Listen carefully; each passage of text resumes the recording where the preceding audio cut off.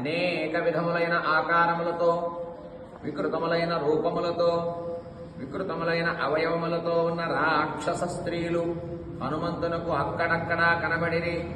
కాని సీత మాత్రము కనబడలేరు. రూపేణ ప్రతిమా లోకే వరా విద్యాధర స్త్రియ దృష్టా హనుమతా తత్ర నతు రాఘవనందిని.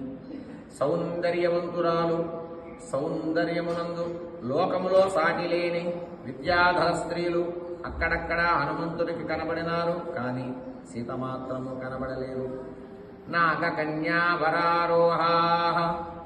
పూర్ణచంద్ర నిభాననా దృష్టా హనుమతా తత్ర సతు సీతా సుమధ్యమా.